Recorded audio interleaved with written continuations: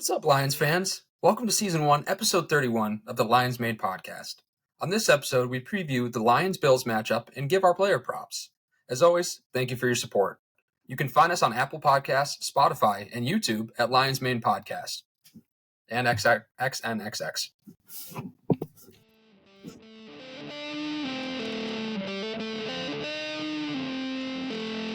This is the Lions Main Podcast. Thank you, Jim, for that wonderful intro. Obviously, the podcast looks a little different today. Kane's traveling actually to Michigan to see the game with us. He's not going to be at the game. He's going to be watching it with Jim, myself, and any other Lions Main Podcast fans that want to come out to Detroit. We're probably going to be hanging out at McShane's in Corktown watching the game. If that ends up changing, just stay tuned to the Lions Main Instagram, and we'll probably keep you updated as far as where we're going to be if that does change. And Drew is studying for his exams because, as he likes to always let us know and let you know, he's studying to be a doctor. So As a resident doctor. Resident doctor, correct. So, Jim, anything to kick off the pod? Yeah, it's in some ways it feels a little lonely. In other ways it feels a little liberating. Can truly get a little loose, a little goofy. I have a pretty bad ingrown toenail, which has nothing to do with the podcast, but just a bummer. People get those, and just praying for everybody out there that has one. But I do think this is gonna be an awesome game. The Bills fans, I almost hate playing them because I feel like they're one of my favorite groups in the NFL. Really, really love the team, love the colors. I just love that they play outdoors too. But that being said, there are enemies this week. I think this is a really good matchup for us, believe it or not. They're probably the best team we played all year. Vikings and Packers fans are probably screeching right now. If any listen, there's probably, other than our guy who helps us out with marketing, Chris, there's probably zero people that, give a shit about either of those teams that are listening. But if you do, get worked because the Bills are the best team we played. Right. And that's kind of how I feel this week. I mean, last week we were talking about Green Bay. I think they were the best team at that point. And I was nervous. Drew was so nervous to say that we'd even lose, which he's not, we gave him a hard time. We kind of coerced him into choosing that. But, he did say that we'd lose and we didn't. So not good. Not a good look for the guy. Hey, don't doubt us. Don't doubt us is what it's been like the story of the season. Which is honestly hilarious how much just the media has been. Like, even though, we're Super Bowl favorites and like we're the number one in the NFC, it's just interesting to see how much people still continue to disrespect us. Like, they're like, oh, they're not the best in the NFC though, and there's still these teams that are better. And honestly, I it's annoying for me because on one end they're like they're the best team in football, and now we're getting all this. They're not actually the best team. It's like a lot of the narrative, so we kind of keep that chip on our shoulder, which I don't mind.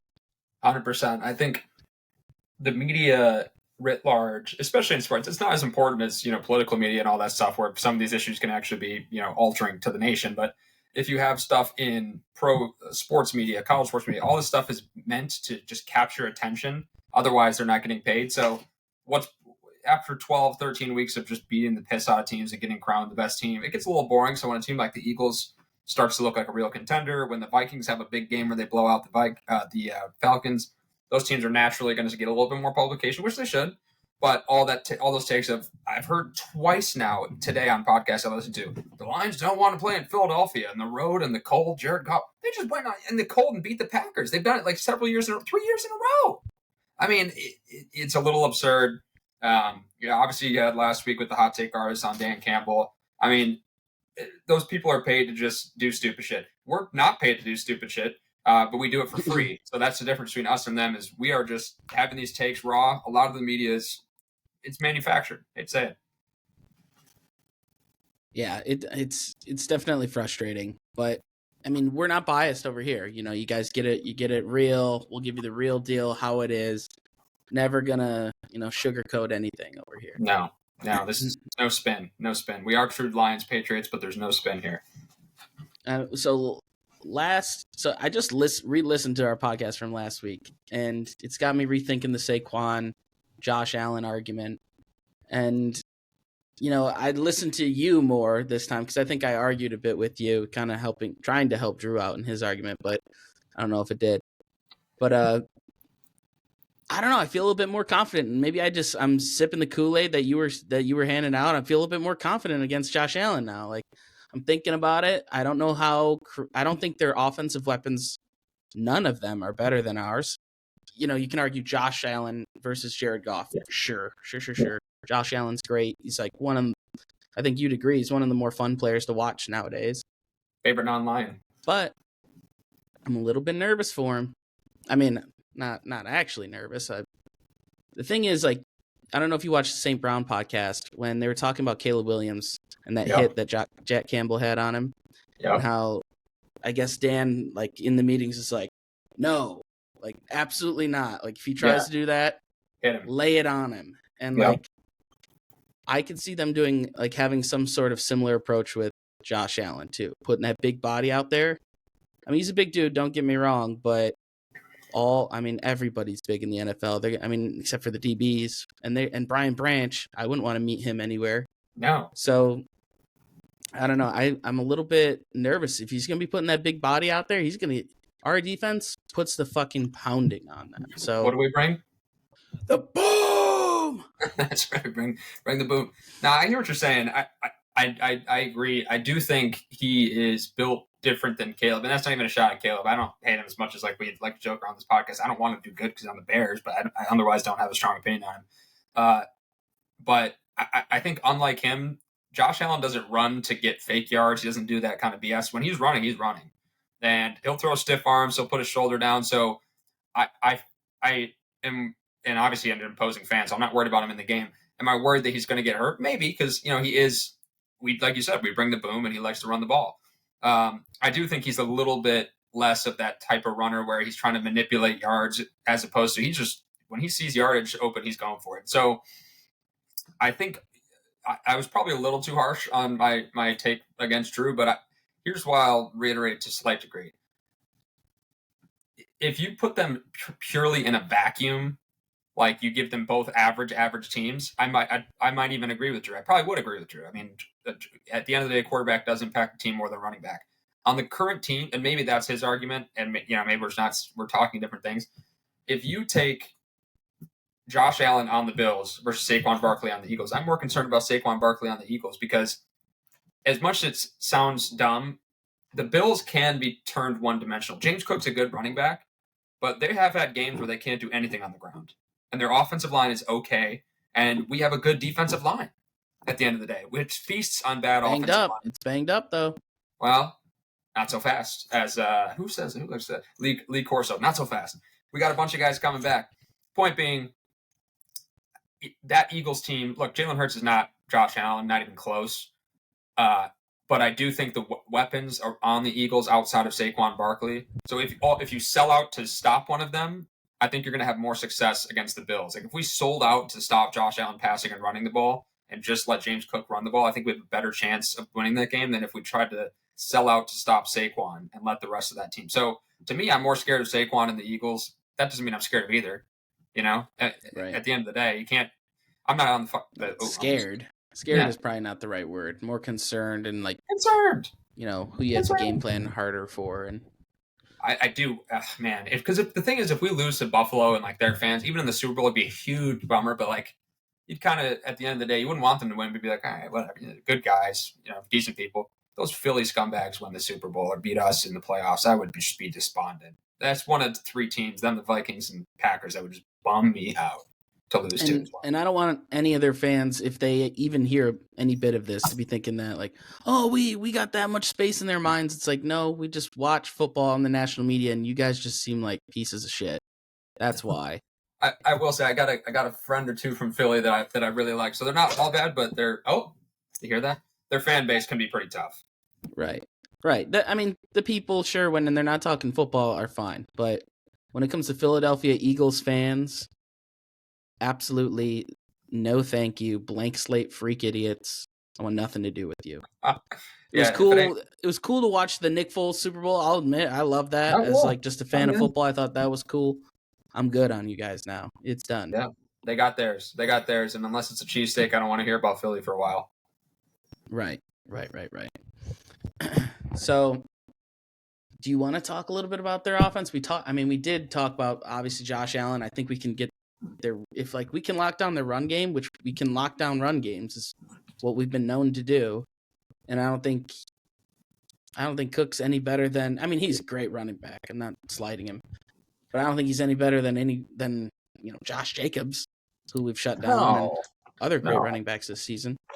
No, I don't even think he's on that level of a Josh Jacobs, of a couple other guys we played. I think he's probably in the top third of the running backs we faced this year in terms of pure talent, but their offensive line and him in combination is just, I would say, average. Josh Allen is the engine that makes that offense go. And while I do think the Lions are better at every skill position other than quarterback, I do think the Bills have a good group. I mean, we have an elite offensive weapon, set of offensive weapons. Their receivers are a bunch of guys who, individually are not like, holy shit, this guy's unbeatable. But as a group, pretty solid. Amari Cooper, Keon Coleman, Khalil Shakir.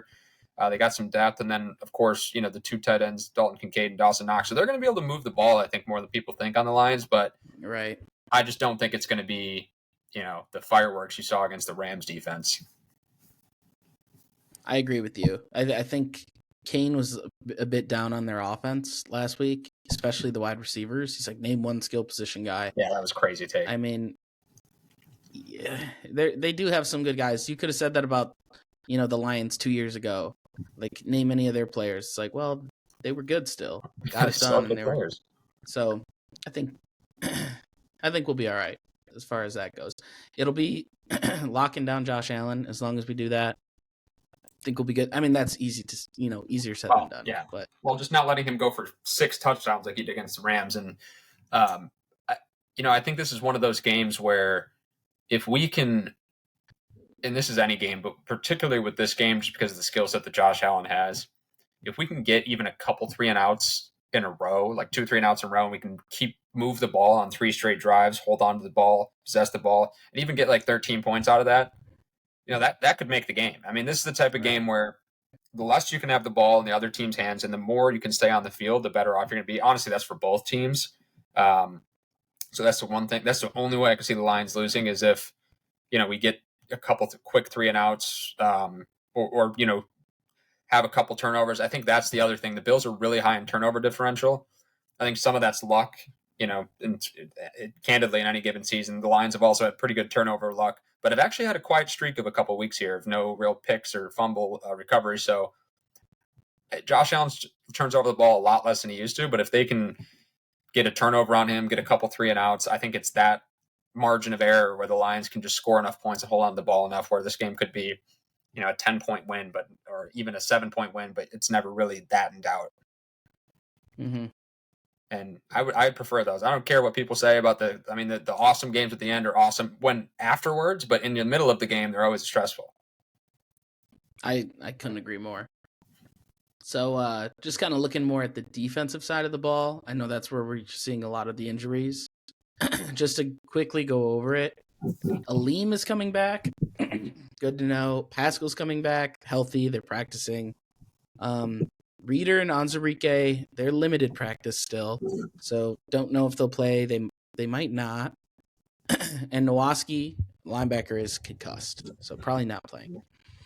Yeah, I read, and obviously you should take what you read on Reddit with a grain of salt because I've lost several $1,000s in the stock market by following Reddit's advice. But I think Onwuzurike, I read, is supposed to play limited practice. Reeder is less clear. There's a chance, but less clear. But even if you get 2 of those guys back, and you can get extended, the linebacker spot is really where I'm worried. I think the D line's going to be better this week. I think the guys played super valiantly last week, and I think they can do that again. But Josh Allen's a different beast than Jordan Love. I don't care how good people think Jordan Love is in the media. Obviously, we don't think he's as good as a lot of media people think. Even though if we're not the mainstream media, we're the whatever the opposite of that is. Anyways, going on a random tangent there. I truly do think that is going to be our biggest vulnerability is whoever that other backup linebacker is, whether it be David Long or Ezekiel Turner or even Jamal Adams. Like they're going to have to step up again, which is, I hope they can do, but it's kind of a bummer. Quan Alexander, because otherwise Josh Allen's, I don't know. I feel like he could have some big plays against someone like that. Now looking more at the Bills' defense, what are we thinking over there, Jim? So they actually are getting a bit of an injury bug right now. Not as severe as we saw, but it's unfortunately for them, like it has been for us in our front seven, it's in their secondary. So they've got 3 guys down, which, anytime that you have 3 guys in one position group down, you're a nightmare zone. So they have Taylor Rapp, who is one of their starting safeties, DeMar Hamlin, who's another starting safety, and then one of their cornerbacks. I'm blanking on the name right now, just because I'm an idiot who forgot to write that down. But they've got 3 guys, 3 starting DBs who are going to be out.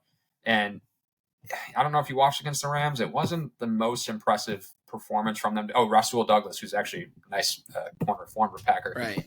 I've seen that. They've got a task ahead of them, because what Jared Goff is great at doing is sitting back there and picking people apart. So unless the Bills can get a lot of pressure in his face, that's exactly what's going to happen. And I think what I've heard about their D-line, I mean, it's got a bunch of guys, if Drew loves using that term from, which I get why he does, because it's fun. They have a lot of guys on the defensive line: Ed Oliver, Greg Rousseau, Von Miller. Some of them are over the hill. Some of them aren't having their best year, but they can still kind of stop the run. I think if they try to sell it to stop the run, I think we've got a good opportunity to pick them apart in the secondary. So I would look for Jared Goff to have a big game. And you know who else have a big game is J-Mo. I think we're going to take some shots. Laporta as well. Think so? You think so? I think Laporta is going to have a big game. Big game is, for him this year, which has been a slower year for him, but 50-plus, I'm thinking for Laporta. Well, I don't think... So I'm seeing now again, and I say this week after week, and one time I was wrong, one time I was right. Bad run defense. I know what you just went on the spiel, but as far as how they rank in the NFL, yeah, they're not great. 30th out of 32. They're not great. So I think we're going to jam that shit down their throat. Can't wait for it. I mean, we do that. We should be doing that with every team because we got a good run game. So I don't think this game's going to be any different. I think it's going to be the same thing. We're going to find guys open, which will be nice. Hopefully, if our run game is doing good and then somehow we can just pull off some awesome passes with these injuries that they have in their secondary, we're going to have a good game is what I'm hoping for. I truly think, watch this come out and be like a 20-14 game or something. But I do truly think that the Lions have an opportunity against a very good team, who I think at times I have to reel myself in. So I'm like, am I underrating this really good team? I don't see why we can't win by 10 points. I'm not saying we will, but the only way we can't is if, again, Josh Allen has an MVP level game, which he's certainly capable of because he's currently the leader for the MVP. Right. So the real issue with the Lions is they already have trouble containing mobile quarterbacks, and I don't think that gets easier, with the guys that we have out there now. Again, awesome, admirable players, could have another big game, but I also like Josh Allen to run. If their runoff, if James Cook, their traditional run offense, doesn't do great, I think Josh Allen's still going to have 25, 30, 40, 50 yards. I think Jack Campbell's going to play out of his mind. I really do think so. I think he's been playing really good lately and stepping up to the plate. I touched on it last week, and I cannot wait for him to just keep going. I mean, this is going to be a big, big game for him. I mean, because of the marble. Huh? I said Senor Green Dot. Senor Green Dot. Green Dot Stable over there. Shout out. Yeah. Tasty sliders.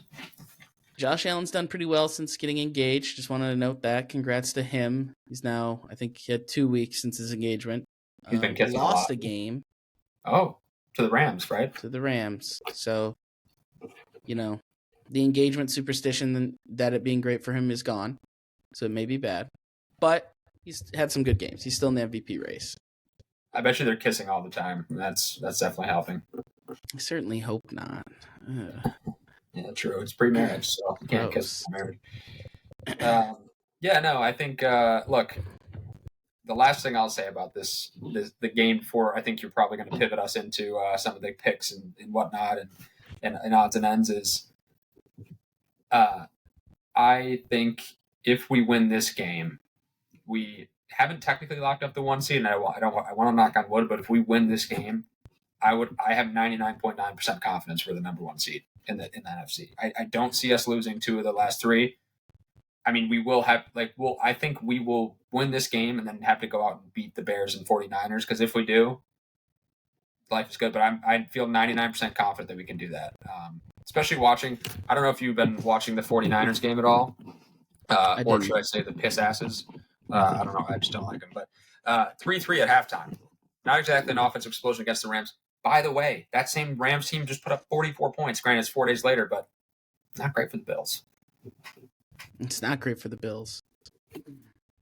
So, good talking over here. Let's pivot, like you said, over to some player props. You know, I'm not a betting guy. Pops? Some Puyo pops. I hate betting. I think it's for losers. But for the losers, here's the segment for you. Anyways, so week 14, Kane took Love over 1.5 touchdowns. Did not get it. Loser. It's a big loss for Kane. Could be the reason he's not on the pod today. Embarrassment. Ooh.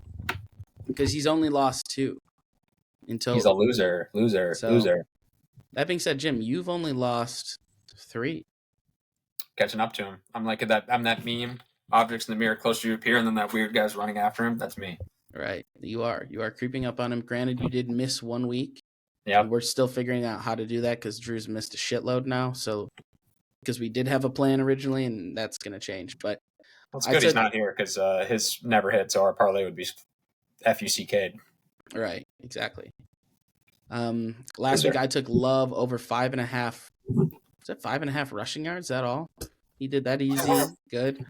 That's why I took that. That was free not money. that I thought, right. I mean, we took a lot of Green Bay picks last week, and I didn't want that to be reflective that I thought we were going to lose or something. 5.5 yards out of.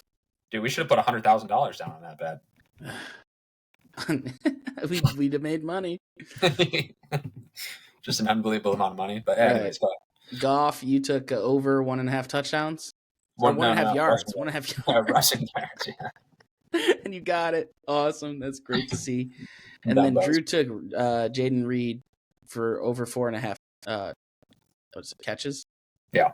And he didn't get it, which is surprising. I'll give Drew that. Surprising. He didn't get anything. I have Jaden Reed on my fantasy. This is the last week I needed to clinch the playoffs in fantasy. Jaden Reed got me a 0 point. So it's like, okay, I don't deserve to be here. So just so you know, Jim is in the playoffs. And the person he screwed over took dead fucking last. First person eliminated from playoff contention. So just so if you want to know how that scumbag trade he made in the beginning panned out, it worked. I mean, even though Christian is hurt, he got him a 30-point week for Jim. Jim's moved on since then on to bigger and better things, but it's just annoying. You know, maybe I'm salty, maybe I'm a loser, but it's my first time not in the playoffs in this league, and I'm sick. So hey, everybody. I don't know if you can see what I'm doing right now, but throwing up everybody's favorite letter. No, I'm happy to be in the playoffs. Happy to be. By the way, never got a 30-point week for me, but I'm happy to be moving to the playoffs. I got a bye week. Jacob did finish last, although Calvin Ridley did good for him, but Christian Kirk tore his ACL immediately. And so, yeah, I'm happy to be there. Going to have to win a game, a tough game against either Mac, a friend of ours, or Clark. Mac or Clark. Isn't it Mac and Tommy? Mommy? Oh, that's right. Team Mommy? Team Mommy, yeah. Yeah, so a disabled veteran and a doctor. That's who I'm playing against, or maybe playing against. It's either one of those two or a 6'8" ogre. So gotta beat those guys. Hope none of them listen to that. But wait, who's the 6'8" ogre? Clark. Clarky, poor Clark. Yeah, when Mac and Tommy find time between grinding zombies trying to relive glory days of when they were younger, they do take a peek at their fantasy. So okay. Oh, and by the way, I was totally wrong. It's either. You're right. That's the only time they take a look at their fantasy. It's actually the Bird King Gideon Lee, not tall. But yeah, our fantasy league. Dr. Lee, a real doctor. Same with Mac too. Oh yeah, true. We got two doctors. In the fantasy league, and Drew is not one of them, even though he's in the fantasy league. Got to take those jabs at Drew while we can. Yeah. Yeah, and All Kane, right. fuck Kane. No, I'm just kidding. Just got on a rabbit hole. All right. So who chose first last week? Was that, let's see, Drew, Jim, George, and Kane. So you got to choose before me last week. So do I get to go ahead of you this week? You can go ahead, and then I'm going to go, and then I've got a guest pick. Okay, a guest pick. Yes. All right. Well, I shouldn't have been too excited to pick right away because I don't know if I'm ready. Actually, I'm ready. Mark me down for Josh Allen under 36.5 rushing. Wow. That's a bold one. Honestly, though, 36.5 seems pretty high for a quarterback to be rushing. I know he does what he does, but come on, 36 yards. Okay. Hey, I respect that. Tell me he's going to get over 3.5 first downs just with his legs? Fuck no. I'll eat my words. I mean, knock on wood. It's going to sound like an idiot if he does, but that's what I say. So I'm going to put that in here.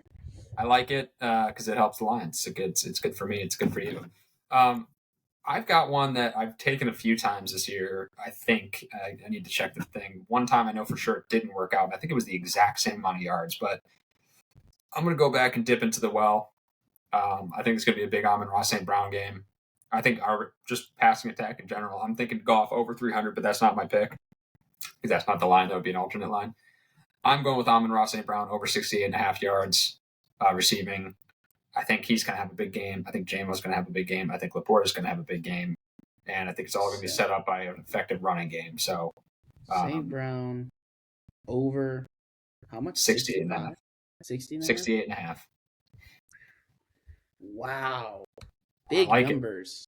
I like it. And, the thing is, he's had a couple explosive games, but he, compared to last year, he's had a bit of a muted year. And I think that's natural because Jamo's kind of stepped up and Gibbs has become a bigger part of the offense. And, he just isn't the only guy that we feed anymore. He was not only Mr. Reliable, Mr.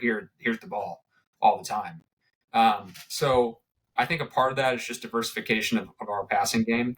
But I think every once in a while, it should almost be a focus to try to make him part of the game. And I think they'll do that this week. So that's my pick.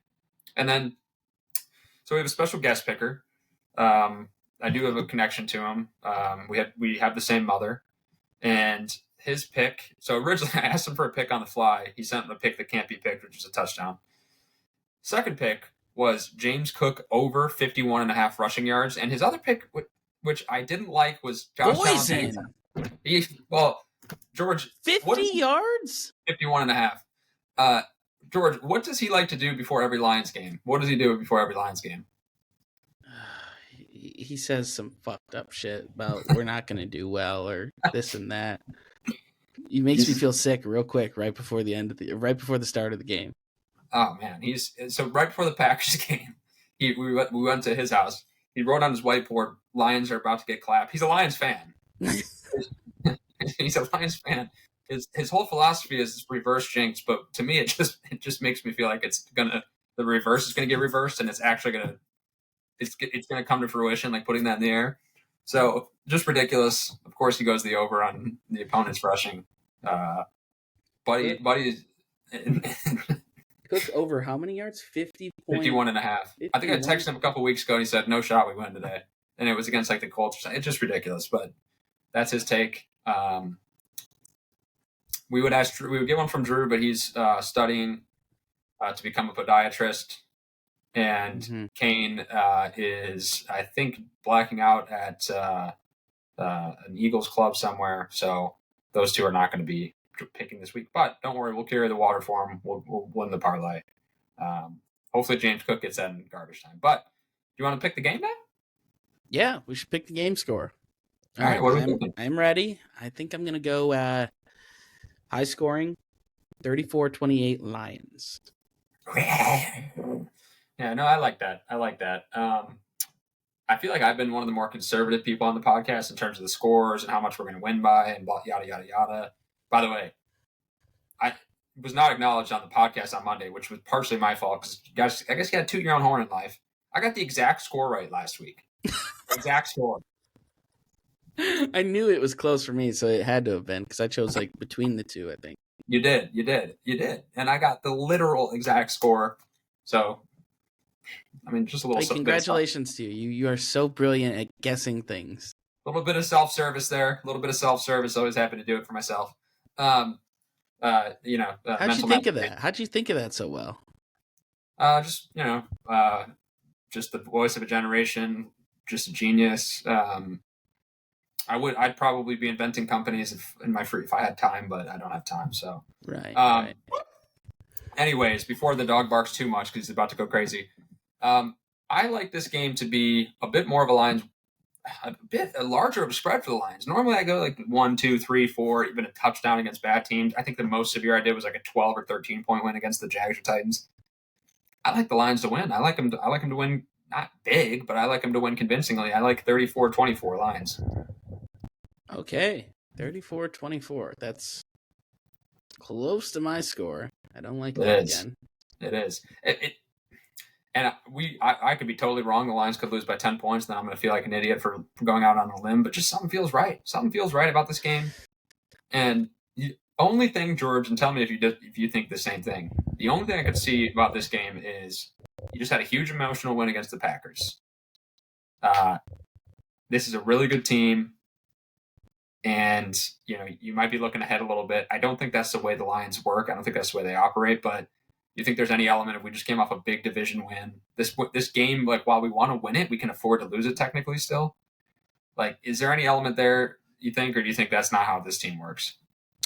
I don't think that's how this team works. And I don't know. You can think back to when you played lacrosse and whatnot, and when I played football, and even when I worked for Central, I don't ever see a moment where, as a team, we went into a game thinking we can lose this game. It's okay. It doesn't matter. Wow. Like, as a player, you never have that mindset. And I think even like I look back at Central when we play against like some Power 5 schools, we knew that day we were going to play the best football we've ever played in our life. We may not win. We may the score may be fucked, but we are going to play our best in that moment because we have to.